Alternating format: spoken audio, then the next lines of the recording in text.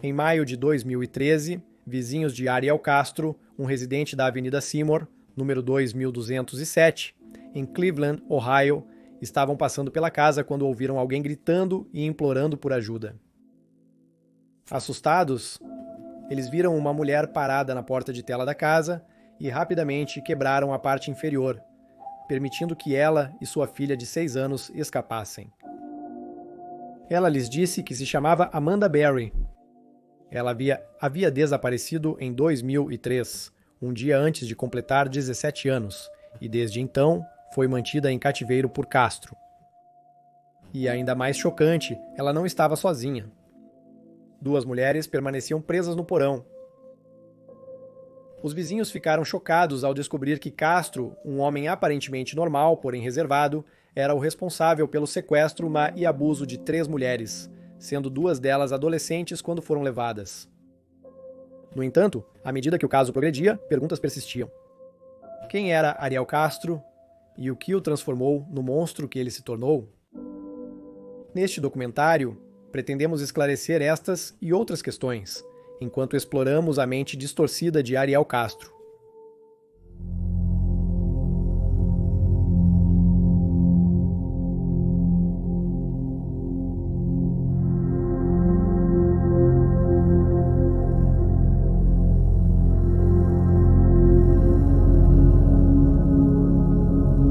Obrigado.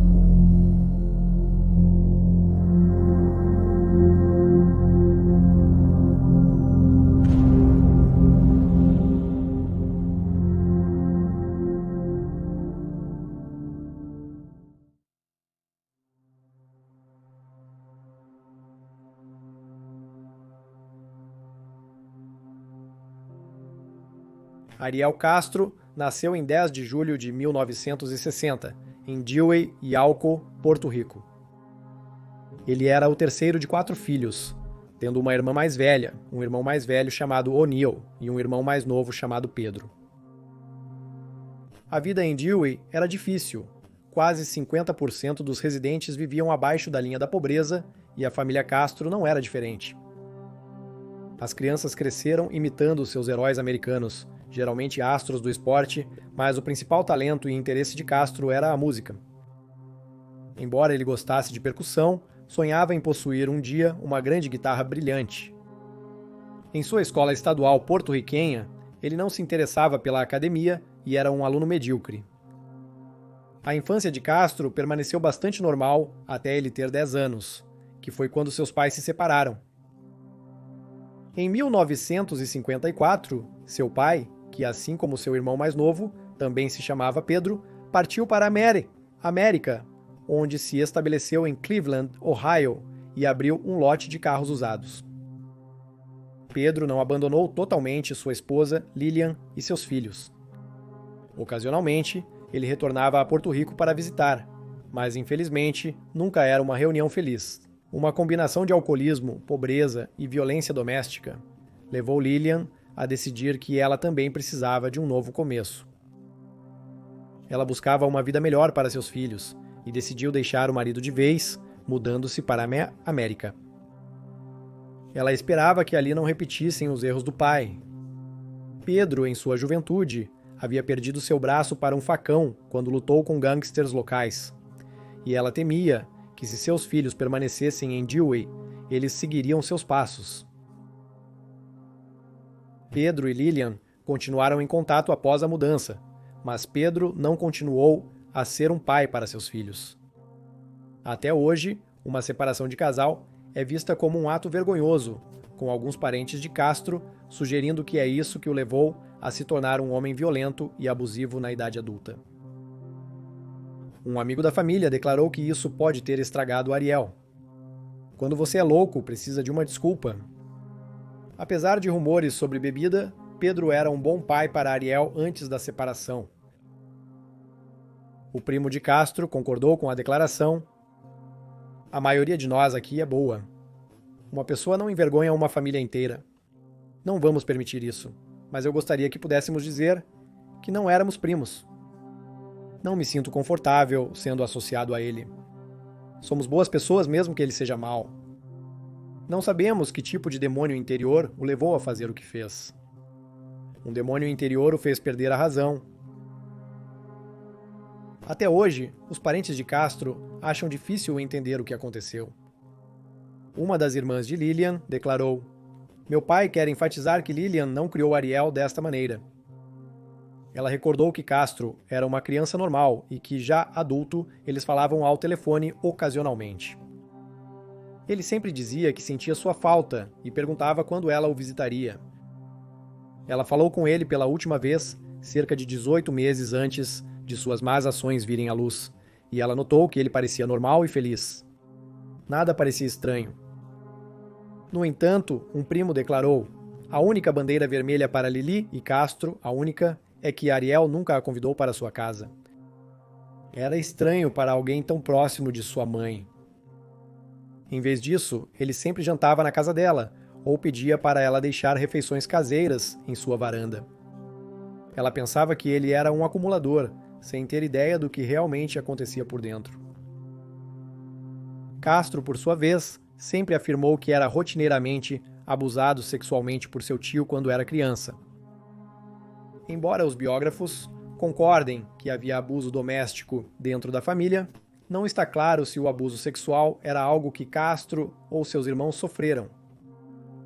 O tio em questão já morreu há muito tempo, e por isso não pode ser questionado sobre sua versão dos fatos, e foi notado várias vezes que Castro é um mentiroso habilidoso, cujas fabricações vêm tão naturalmente quanto respirar. Ainda assim, durante e após sua prisão, ele continuou a repetir a história de seu abuso sexual. Após a mudança para a América, Lillian, Castro e as outras crianças se estabeleceram em Reading, Pensilvânia.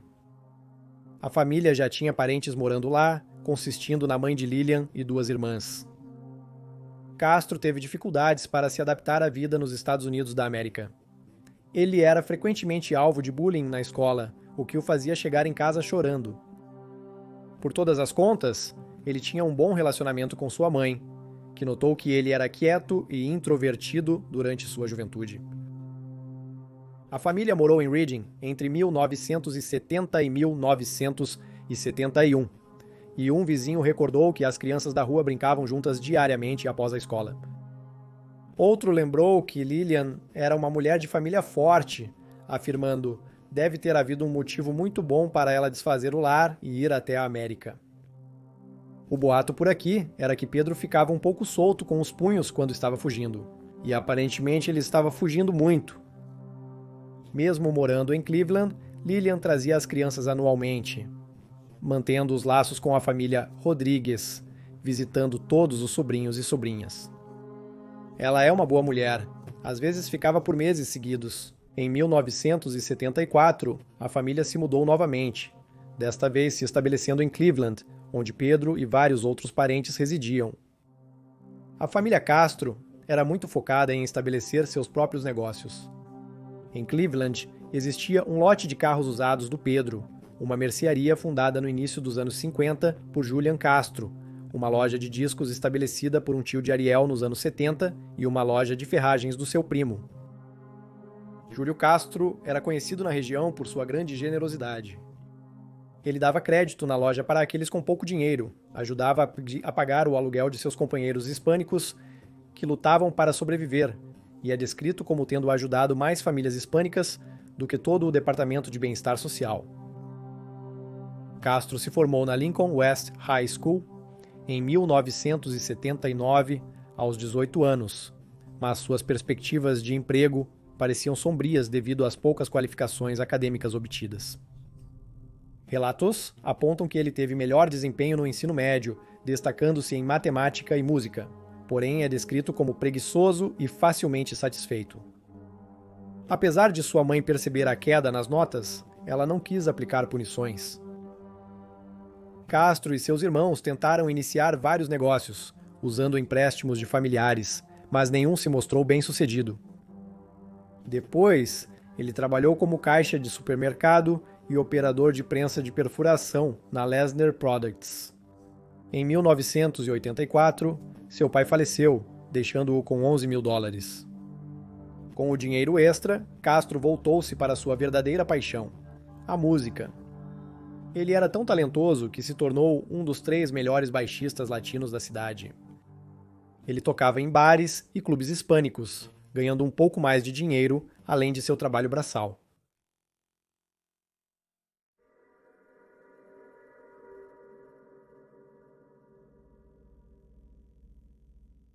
Membros da família lembraram que Castro era normal na infância e adolescência, mas amigos e colegas de banda que o conheceram como jovem adulto viram algo diferente. Um homem raivoso com ódio ardente por mulheres. Um amigo lembrou que no início dos 20 anos, em algumas noites de sábado, saíam para beber na esperança de conhecer mulheres. Em uma noite específica, eles conheceram 2 jovens mulheres e as coisas pareciam estar indo bem, até que as mulheres se desculparam para ir ao banheiro. O amigo declarou: "Eu me viro para Ariel e digo algo como: parece que vamos marcar um ponto hoje à noite." E ele coloca a bebida dele no balcão e começa a se afastar. Eu o agarro e pergunto o que está acontecendo e ele diz: "Elas são vadias, não vê isso? Pequenas prostitutas com maquiagem demais." Eu vou para casa. Eu pensei que ele estava brincando. O quê? Ele queria sair com uma freira ou algo do tipo? Fiquei realmente envergonhado. Vi ele novamente alguns dias depois, e ele nunca mencionou isso, e eu também não, mas não saí com ele depois disso. Outro homem, Santos Tito de Jesus, que era tio de Gina de Jesus, que mais tarde se tornaria uma das vítimas de Castro, lembrou: ele era um ótimo músico de banda, mas um perdedor com as mulheres. Ele demonstrava um desprezo por elas às vezes assustador. Eu o conheci por 20 anos e quando uma garota se recusava a dançar com ele, ele perdia o controle. Ele retornava repetidamente para questioná-la, e quando ela respondia, não novamente, ele voltava insultando-a. Vária, prostituta, esse tipo de coisa, mas ele não aceitava um não como resposta. Tito acrescentou que Castro era solitário e arrogante, destacando sua crença de que ele tinha baixa autoestima. Ele afirmou: havia muita raiva nele. Muito. Tudo reprimido. Somando tudo, ele era um cara pequeno com problemas reais. Eu nunca teria adivinhado que eles o levariam a fazer o que ele fez, mas sabe, eu acho, olhando para trás agora, eu acho que talvez ele fosse capaz de tudo. Após sua prisão em 2013, os investigadores encontraram mais evidências do ódio de Castro pelas mulheres quando descobriram as pilhas de pornografia pesada em sua propriedade e as imagens e vídeos que ele mantinha em seu computador. Ele visitava sites com conteúdo de humilhação, agressão e estupro de mulheres, e parte de sua pornografia física continha imagens de abuso infantil. Castro conheceu Grimilda Figueroa, de 20 anos. Grimilda, descrita como tímida e desajeitada, sofria de baixa autoestima, considerando-se pouco atraente desde jovem. Ela acreditava firmemente que nunca teria uma família própria e sonhava em ajudar crianças em orfanatos. Ela também nasceu e foi criada com seus 5 irmãos em Dui, Porto Rico, onde ficou até os 16 anos. Ela teve dificuldades na escola e abandonou antes de se formar, saindo sem qualificações e poucas perspectivas de carreira. Apesar de ter saído um pouco nos anos seguintes, ela teve dificuldades para encontrar alguém interessado em vê-la, por mais de alguns encontros. Os membros de sua família a descreveram como alguém que amava música e cozinhar e que era generosa tanto com seu tempo quanto com seu amor. Eles lembraram que ela priorizava o bem-estar dos outros, sendo compassiva e calorosa. Em 1980, o pai de Grimilda adquiriu um novo lar em Cleveland. A família de Castro logo se mudou para a casa em frente. Seus entes queridos relembraram que o relacionamento entre o casal não tinha romantismo, cortejo ou declarações dramáticas de amor. Tudo foi muito decepcionante. O casal se conheceu logo após Grimilda ser abandonada, deixando-a triste, desesperançosa e vulnerável. Não foi até a prisão de Castro, mais de 3 décadas depois, que a verdadeira natureza do relacionamento deles se tornou conhecimento generalizado. Especialistas olharam para trás, nas contas do relacionamento e do comportamento de Castro naquela época, e notaram que ele exibia todas as características de um abusador em série. Ele era fisicamente abusivo, controlador, arrogante, egoísta e prepotente. Ele odiava mulheres, vendo-as como estúpidas e indignas e como objetos sexuais e empregadas domésticas. Nada mais. Ele era possessivo com sua esposa e seus filhos, e justificava seu abuso, alegando que era assim que expressava seu profundo amor por eles. Ele também era manipulador e costumava culpar os outros pelo seu comportamento. O relacionamento dos bares foi intenso. A irmã de Grimilda recordou que após um passeio juntos em 2 semanas, eles já estavam se mudando para o apartamento acima da casa do pai dela. Eles também moraram brevemente com Lillian, e aparentemente nenhuma das famílias sabia de qualquer abuso, ao menos no primeiro ano de relacionamento. Em 1981, após o nascimento de seu primeiro filho, Grimilda começou a usar delineador preto pesado e um lenço na cabeça para disfarçar os hematomas que Castro havia deixado nela. Seu pai, Ismael Figueroa, disse a Alan Hall em seu livro Captiva: uma casa, 3 mulheres e 10 anos no inferno que estava infeliz. Ele regularmente a trancava lá. Eu tinha medo do cara. Eu sei que ele batia na minha filha, mas eu sou um homem velho. Eu não pude fazer mais. Ele uma vez derrubou minha filha de uma escada, deixando-a com um braço quebrado e o ombro deslocado. Grimilda nos disse para não nos envolvermos. Foi difícil para nós, mas mais para ela. A irmã de Grimilda, Elida, que era criança quando o relacionamento começou, compartilhou sentimentos parecidos, dizendo: ele era um monstro para ela. Eu não sei por que ela se envolveu com ele. Eu nunca ouvi trocar uma palavra gentil com ela, dar um beijo em sua bochecha, segurar sua mão, nada. Ele se vangloriava como se ela fosse sua posse, e eu temia por ela desde o começo. Senti que havia algo sinistro sobre ele. Ele não conversava com ela, apenas lhe dava ordens. Poucos meses após o início do relacionamento, ele se mostrou bastante rígido e dominador com ela. Ela se tornou prisioneira dele naquela casa. Ele tinha noções antiquadas de que ela estava lá para servi-lo e atender seus caprichos, enquanto ele não fazia nada por ela.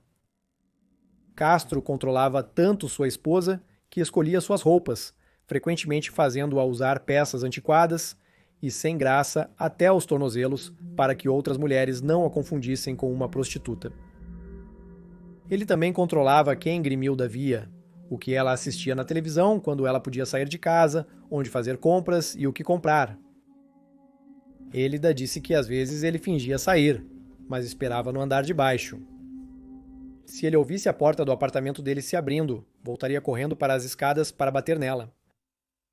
Castro passou a ameaçar matar Grimelda caso ela o abandonasse. Isso foi mais tarde no relacionamento, e a essa altura ela estava tão exausta e abatida por todo o abuso que não tinha mais energia para tentar escapar de suas garras. Em uma ocasião, sua irmã presenciou Castro forçando sua esposa a entrar em uma caixa de papelão, na qual ele posteriormente selou e gritou: "Você fica aí até eu te dizer para sair." Elida lembrou-se de correr escada abaixo para contar aos seus pais, com quem ainda moravam na época, e Castro gritou com ela e a chamou de vadia intrometida. Ele libertou Grimilda da caixa antes que seus irmãos viessem verificá-la, segundo relatos. Grimilda tentou deixar o relacionamento várias vezes, de acordo com Elida, mas nunca teve sucesso. Com a chegada de mais filhos, totalizando 4 com Castro, ela se sentia cada vez mais presa. Ela não tinha dinheiro, perspectivas de carreira e acreditava que crianças precisavam do pai para serem criadas. Ela também tinha medo de que ele matasse seus filhos, pois ele havia, em várias ocasiões, ameaçado fazer isso. Em 1992 e 1993, Grimilda denunciou Castro à polícia após ser agredida por ele, mas desistiu de fazer uma reclamação completa em 1993. Ele foi acusado pelo ataque de 1992, quando um promotor da cidade achou que a acusação de violência doméstica valia a pena ser perseguida, sem necessidade da permissão de Grimilda. Castro se declarou culpado em 28 de dezembro de 1993, mas recebeu apenas liberdade condicional. Ele evitou a prisão porque um grande júri se recusou a prosseguir com o caso, já que Grimilda, temerosa das repercussões, não quis testemunhar. Em 1991, Castro conseguiu um emprego como motorista de ônibus no Distrito Escolar Metropolitano de Cleveland. Apesar de ter escrito na inscrição que gostava de crianças e queria trabalhar com jovens, seus colegas sentiram que ele era odioso com elas, mesmo sorrindo. Apesar de ter mantido a posição por 22 anos, ele era conhecido por cometer inúmeros erros nesse período. Ele já fez conversão ilegal em U no trânsito de pico, usou o ônibus escolar para fazer compras domésticas, ignorou briga física entre alunos e até deixou um aluno com necessidades especiais sozinho no ônibus enquanto comia em um fast food. Em 1992, ele comprou a casa que se tornaria infame, Avenida Seymour, número 2, 1207, uma propriedade de 4 quartos e um banheiro que custou $12 mil. Ele era visto como um vizinho normal e quieto, mas nunca deixava ninguém entrar em sua casa. Os vizinhos lembraram que, se visitassem, ouviriam várias fechaduras sendo destrancadas antes da porta ser aberta. Em 1996, Grimilda finalmente conseguiu escapar de Castro. Naquele outono, com 3 de seus filhos a reboque, sua filha Andy recusou-se a deixar o pai. Ela se dirigiu a um abrigo para mulheres e posteriormente se envolveu com Fernando Collon, um guarda de segurança do hospital que ela via frequentemente, pois visitava o hospital com muita frequência. Ele se lembrou de oferecer a ela sua ajuda, que ela aceitou com gratidão. Fernando, por todas as contas, era o completo oposto de Castro. Descrito como atencioso, caloroso e carinhoso, Grimilda conquistou rapidamente amigos e familiares. Ele estava totalmente indiferente a Castro e suas ameaças. Em 1997, Grimilda ganhou a guarda total de seus filhos. Um ano depois, ela deu à luz seu primeiro filho com Fernando. Infelizmente, este não foi o fim do reinado de terror de Castro. No verão de 2004, ele fez 2 de seus filhos prestarem declaração à polícia, alegando que Fernando os abusou sexualmente. Grimilda lembrou que sua filha mais nova, Arlene, estava sendo manipulada pelo pai na época, notando que ele parecia estar constantemente a mimando com presentes, incluindo roupas, um Walkman e um celular.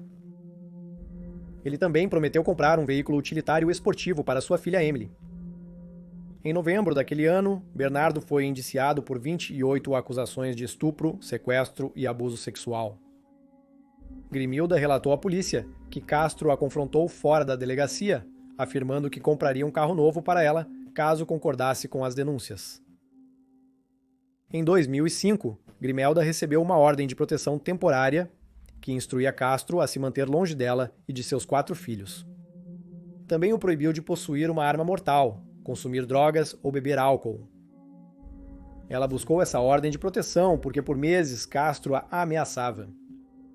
No julgamento sem júri de Fernando, provas o retrataram como uma pessoa não confiável e manipuladora. Ademais, apesar do testemunho de suas filhas, suas alegações foram julgadas vagas demais e não convincentes. No final, a maioria das acusações contra Fernando foram retiradas, mas ele foi condenado por 4 acusações de imposição sexual grave. Ele recebeu 3 anos de liberdade condicional e agora é um criminoso sexual registrado em Ohio. Grimilda ficou chocada que suas filhas até testemunharam, acrescentando em sua declaração à polícia que ela era uma mãe que ficava em casa e nunca tinha visto nada impróprio. Ela acreditava que se algo impróprio tivesse ocorrido, suas filhas teriam lhe contado. Grimilda e Fernando se separaram e ela se mudou para Fort Wayne, Indiana, onde seus filhos moram atualmente. Durante 16 anos, Grimilda foi vítima de agressões constantes de Castro. Em seu último testemunho escrito contra ele, ela lembrou como em inúmeros ataques. Ele havia quebrado o nariz dela 2 vezes, quebrado 3 costelas, arrancado um dente, deixado-a com um coágulo de sangue no cérebro e deslocado ambos os ombros. Este último ocorreu quando ele a prendeu a uma corrente presa a um gancho de ferro instalado no teto do porão da Seymour Avenue. Ela morreu no dia 25 de abril de 2012, devido a um tumor cerebral inoperável, do qual sofria desde meados dos anos 90. Seu filho mais velho, Anthony, escreveu no livro de visitas online da funerária, querida mãe, você se foi cedo demais, mas seu sofrimento acabou.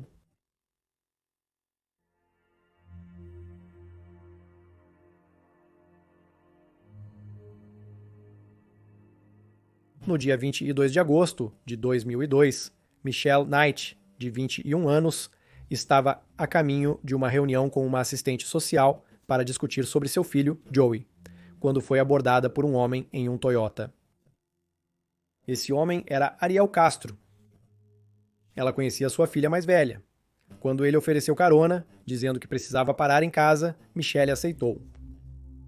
Quando chegaram à casa na Avenida Seymour, Castro disse a ela que tinha um filhote que estava procurando um bom lar e mencionou que seria um ótimo presente para o filho dela quando eles se reunissem. Ele a convidou para entrar em sua casa para ver o filhote e Michelle, sem suspeitar de nada, aceitou.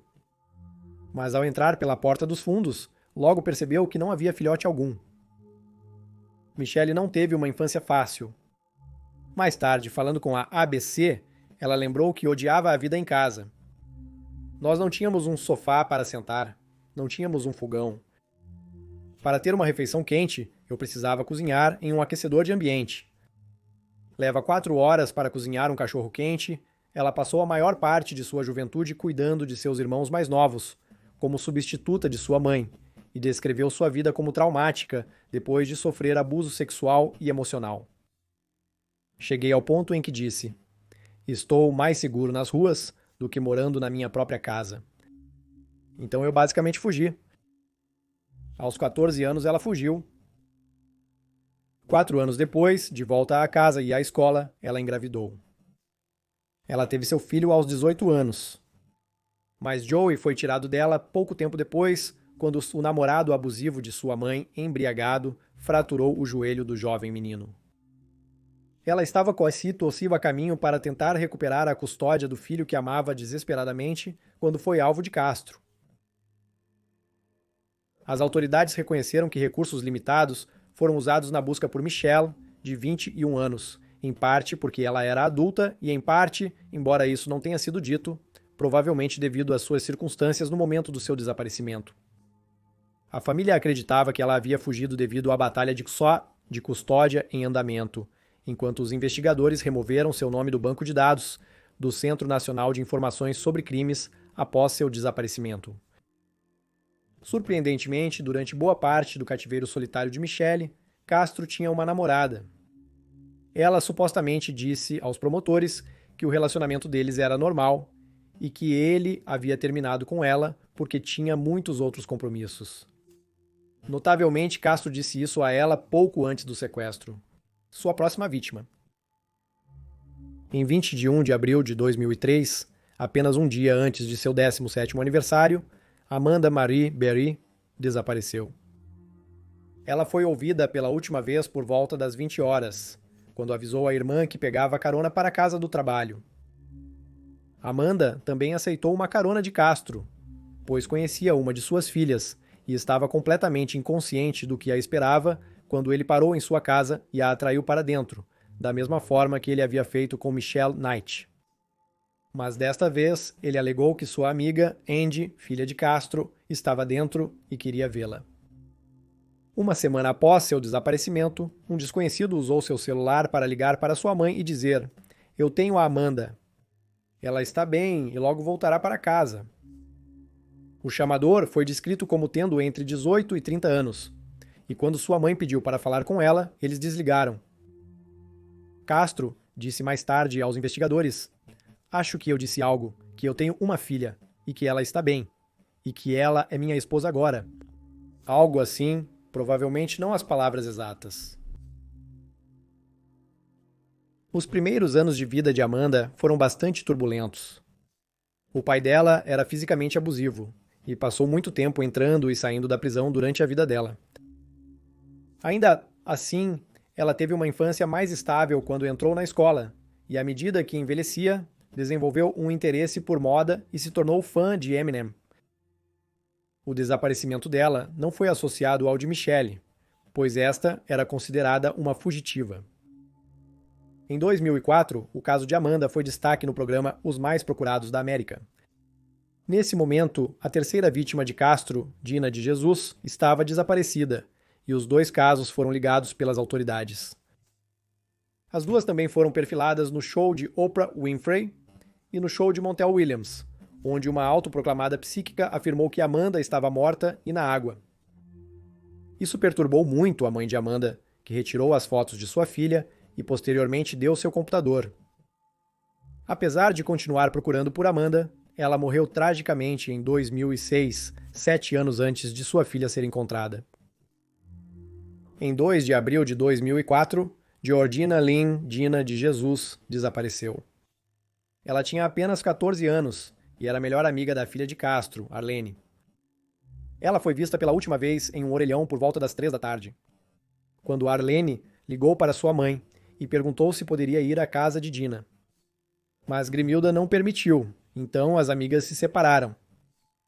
Dina logo percebeu que não tinha dinheiro suficiente para a passagem de ônibus, mas momentos depois, Castro parou ao lado dela e ofereceu uma carona, alegando que estava procurando por Arlene.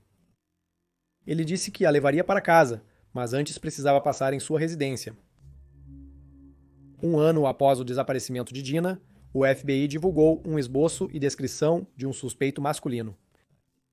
Ele foi descrito como latino, de 25 a 35 anos, 1,78 metros de altura, 75 a 84 kg olhos verdes, cavanhaque e possivelmente barba fina como lápis.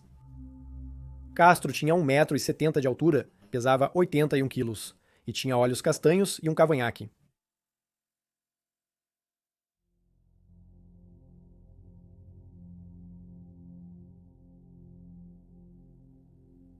Ao entrar na casa, Michelle Knight foi espancada e arrastada para o primeiro andar da casa que se tornaria sua prisão. Posteriormente, Castro a levou para o porão, onde instalou um poste de metal ao qual ela foi acorrentada. No dia seguinte, ela foi submetida por IBC a terríveis episódios de abuso sexual e espancamentos, após os quais foi deixada sem roupas, comida ou água. Nas primeiras 48 horas, ela foi espancada repetidamente, com hematomas roxos surgindo logo em seguida. Disseram a Michelle que, se fizesse barulho, seria espancada de novo.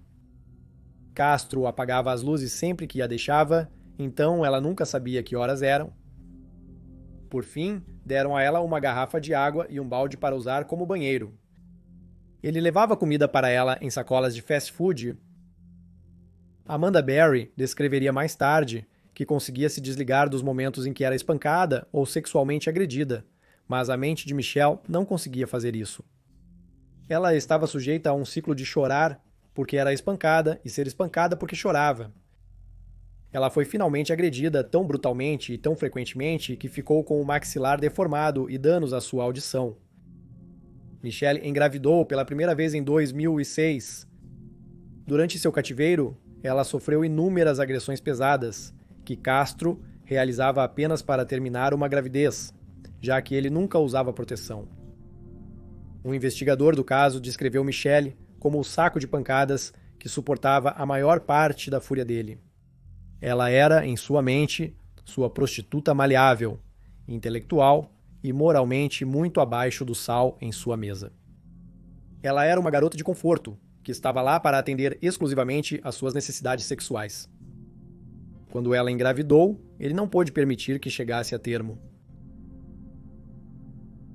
Quando Amanda foi sequestrada em 2003, ela tentou escapar na primeira noite em que chegou. Porém, Castro rapidamente a espancou e a acorrentou. Como Michelle, ela foi arrastada para o porão, acorrentada a um poste de metal e sexualmente agredida. Em uma ocasião, durante um desses ataques, Amanda reagiu. Em resposta, Castro enrolou um cabo em volta do pescoço dela e disse: "Lute contra mim e eu puxarei isso até seus olhos sangrarem." Ela parou de lutar na hora. Aparentemente, Amanda não foi espancada da mesma maneira que Michelle, mas ainda assim estava sujeita ao mesmo tipo de abuso. Ela foi estuprada várias vezes ao dia, mal alimentada e obrigada a viver em sua própria sujeira. Os promotores observaram que ele controlava a temperatura, comida e bebida. Ele usava o frio do porão e o calor do sótão como técnicas de punição. O réu mantinha uma arma e ameaçava atirar neles se eles tentassem escapar. Castro às vezes removia as trancas das portas das vítimas, mas as aterrorizava tanto que elas sempre o obedeciam e nunca tentavam fugir ou buscar ajuda. As mulheres também não podiam conversar entre si no início, apenas sussurravam no escuro, e quando Castro estava fora durante o dia. Além disso, elas não tinham acesso a objetos afiados, apenas a talheres de plástico. Amanda lembrou de perguntar a Castro o que ele fazia com ela e as outras. Ele respondeu: "Você quer estar aqui? Veio pra cá, agora é minha. Essa é sua escolha e tudo o que precisa saber." Ele repetidamente disse aos sequestrados que apenas ele se importava com eles. Quando Dina foi levada, ela foi jogada ao lado de Michelle, que frequentemente tentava proteger a jovem garota das maneiras hediondas de Castro. Se vista como má influência, ela estava sujeita a mais agressões sexuais. Apesar de ter sido estuprada, Dina informou às autoridades que não acreditava estar grávida. Amanda, no entanto, engravidou em 2006, quando tinha 20 anos de idade. Ela deu à luz no dia de Natal e Castro ordenou que Michelle ajudasse no parto do bebê, dizendo a ela que a mataria se a criança não sobrevivesse. O parto ocorreu em uma pequena piscina inflável, sem a assistência de profissionais médicos. Embora o bebê tenha parado de respirar em um momento, Michelle conseguiu reanimá-la. Enquanto as 3 mulheres permaneciam na propriedade, Castro ocasionalmente levava Jocelyn, filha de Amanda, para sair com ele. A jovem menina se referia a ele como papai e a sua mãe, Lillian, como avó. Em 2013, ele mostrou a uma de suas filhas adultas uma foto de Jocelyn, alegando que ela era filha de sua namorada de um relacionamento anterior. Ele disse a outros, no entanto, que ela era sua neta. Embora não tenha tido educação formal enquanto estava em cativeiro, Jocelyn conseguiu aprender após a ler e escrever, graças aos esforços de Amanda. As autoridades nunca suspeitaram de Castro estar envolvido no desaparecimento das 3 mulheres e só o visitaram uma vez entre 2002 e 2013 para falar com ele sobre um incidente não relacionado. Castro não estava em casa naquele momento, mas a polícia conseguiu encontrá-lo posteriormente em outro local. Apesar dos vizinhos afirmarem ter relatado atividades suspeitas, a polícia declarou não ter registros dessas chamadas. Anthony, o filho mais velho de Castro, lembrou-se de ver várias portas trancadas na casa, mas não deu muita importância. Seu relacionamento com o pai já era bastante tenso naquela época e ele raramente visitava. Sempre que o via, era por cerca de 20 minutos. Notavelmente, 3 semanas antes da fuga, Castro perguntou a Anthony se ele achava que Amanda Berry seria encontrada.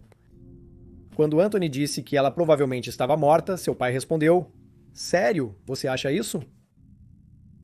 Um psiquiatra de Los Angeles que pediu para não ser identificado quando abordado pelo escritor de crimes reais Alan Hall disse isso sobre as 3 vítimas escolhidas por Castro. Cada uma tinha uma função única. Michelle Knight era a infeliz Cinderela, o saco de pancadas como a mídia a chamou. Uma mãe solteira, ele provavelmente a categorizou em sua mente como pouco melhor que uma prostituta. Amanda Berry, no entanto, era completamente diferente. Embora estuprada e abusada como todas as outras, esta era a que ele colocava em um pedestal, a única que ele considerava digna de sua semente, a única que ele permitiu que levasse a gravidez até o nascimento e a terceira refém, Dina, pode ter cumprido um de 2 papéis, o de outra filha, mesmo que ele a estuprasse, ou talvez, em seu planejamento, ela era a que ele continuaria a manter se as outras 2, em sua visão, se tornassem dispensáveis.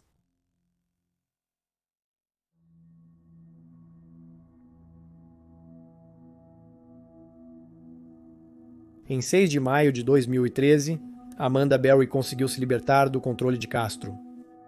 Quando seu sequestrador saiu naquele dia, ela notou que ele esqueceu de trancar a porta interna. A única coisa que separava Amanda, Jocelyn, Michelle e Dina do mundo exterior era uma única porta de tela trancada. Disseram que ela não tentou arrombá-la, temendo que fosse um teste de Castro. Às vezes, ele deixava a casa parcialmente destrancada e agredia as mulheres se elas tentassem fugir. Então, Amanda acenou e gritou por socorro ao ver vizinhos passando pela casa. O primeiro vizinho que a viu tinha dificuldades para se comunicar com ela devido ao seu inglês limitado. Porém, Outro vizinho ouviu o tumulto e foi averiguar. Os dois homens chutaram um buraco na parte de baixo da porta de tela, permitindo que Amanda e sua filha de 6 anos fugissem. Ela informou aos homens que elas foram mantidas na casa contra a própria vontade e que havia mais 2 mulheres. O vizinho deixou Amanda usar o telefone dele.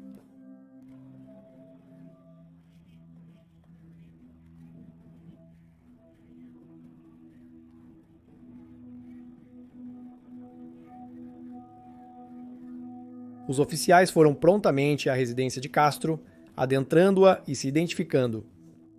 Dizem que Michelle olhou para o corredor antes de pular nos braços de um oficial, repetindo várias vezes: "Você me salvou." As 3 mulheres e Jocelyn foram submetidas a exame médico. Todas foram liberadas no mesmo dia, exceto Michelle, liberada 4 dias depois. Castro foi posteriormente preso em um McDonald's local. Ele foi acusado de 4 sequestros e 3 estupros no dia 8 de maio. Seus 2 irmãos também foram presos com ele, mas liberados depois sem acusações. Em 26 de julho, Castro se declarou culpado de 937 das 977 acusações contra ele, incluindo acusações de sequestro, estupro e homicídio agravado. Isso fazia parte de um acordo de confissão no qual ele receberia prisão perpétua, mais 1000 anos, sem possibilidade de liberdade condicional, sem permissão para recorrer da decisão.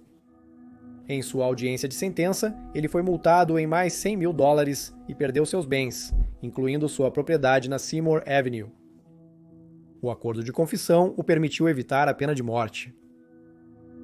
Em tribunal, Castro falou por 20 minutos, transferindo em grande parte a responsabilidade por seus crimes para outros. Ele começou alegando que foi vítima de abuso sexual quando criança, o que o levou a se viciar em pornografia e masturbação. Ele afirmou: "Pinte-me como um monstro." "Não sou um monstro, estou doente." Ele acrescentou que tinha vivido uma vida normal e que não era abusivo até conhecer Grimilda. "Eu não era um agressor de esposas. Isso aconteceria porque ela não se acalmava. A situação escalava até o ponto em que ela colocava as mãos em mim e eu reagia." Ele afirmou repetidamente que não era uma pessoa violenta, mas disse que estava 100% errado por suas ações e declarou: "Amanda, ela entrou no meu veículo sem saber quem eu era. Não estou tentando culpá-la, mas estou tentando deixar claro que eu não sou um." Acrescentando à sua culpabilização da vítima, Castro também disse: "A maior parte do sexo que acontecia na casa era consensual. Houve muitas vezes que elas me pediam por sexo. Muitas vezes. Descobri que essas garotas não eram virgens. Vários parceiros antes de mim, todas as 3. Depois, Michelle Knight disse a Castro: "Você tirou 11 anos da minha vida, passei 11 anos no inferno, agora o seu inferno está apenas começando." Eu vou superar tudo isso que aconteceu, mas você enfrentará o inferno por toda a eternidade. A partir deste momento, não vou deixar você me definir ou afetar quem eu sou. "Vou superar tudo o que aconteceu, mas você enfrentará o inferno por toda a eternidade. Eu vou continuar vivendo, você vai morrer um pouco todos os dias ao pensar nos 11 anos de atrocidades que você nos infligiu. Eu posso te perdoar, mas nunca vou esquecer."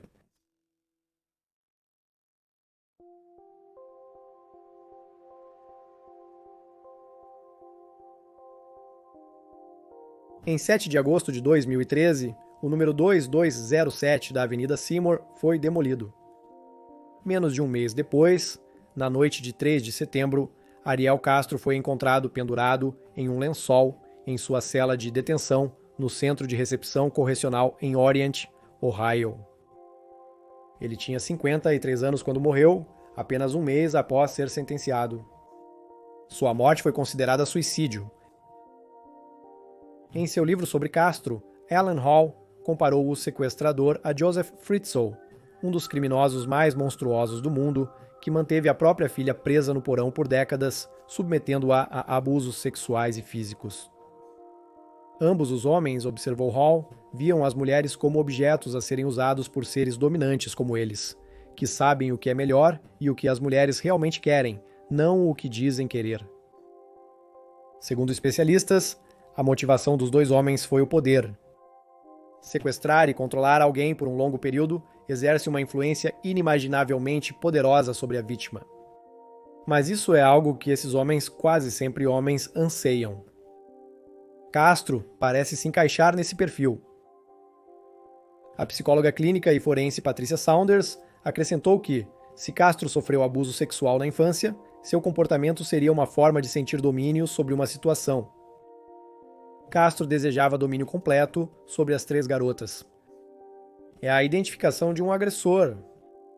A pessoa fará algo com os outros que aconteceu consigo mesma para dominá-lo.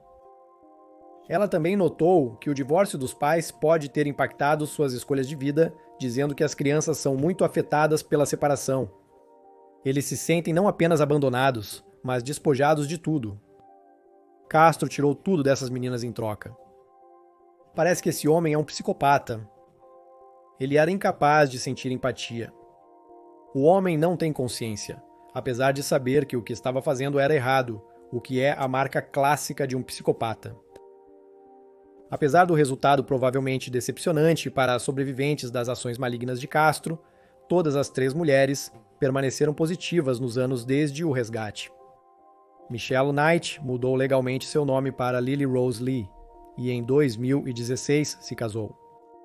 Ela revelou mais tarde que seu filho foi adotado pelos pais adotivos enquanto ela estava em cativeiro e que, embora gostaria de se reunir com ele, planeja fazer isso quando ele for adulto, para não interromper sua infância. Ela também escreveu 2 livros sobre suas vivências. Em 2015, Amanda Berry e Dina de Jesus escreveram um livro juntas sobre suas experiências com Castro.